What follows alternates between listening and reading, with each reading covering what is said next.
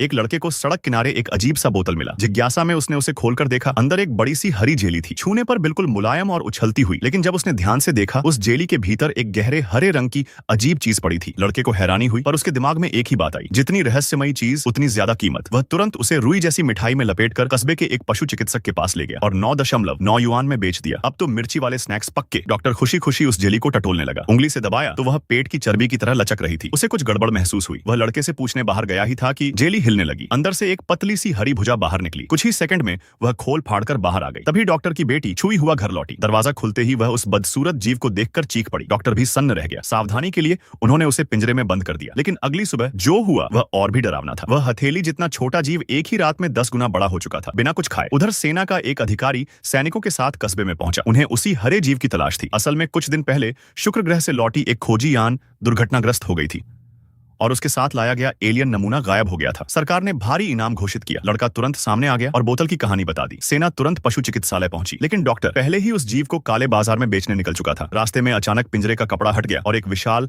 हरा हाथ बाहर निकला। कुछ ही पल में 2 मीटर लंबा दैत्य सामने था। वह लोहे का पिंजरा तोड़कर बाहर आ गया, लेकिन हैरानी की बात, उसे इंसानों में कोई दिलचस्पी नहीं थी। वह आगे बढ़ता गया और पहुंच गया एक खेत में। भेड़ों के बीच दहाड़ मारी। सारे जानवर भाग खड़े हुए। एक बहादुर कुत्ता उस पर भौंकता हुआ झपटा, पर दैत्य ने उसे पल भर में मार गिराया। अब यह सिर्फ एक रहस्य नहीं था, यह खतरा बन चुका था और असली तबाही अभी बाकी थी। पार्ट 2 के लिए सब्सक्राइब करना तो बनता है मेरे भाइयों।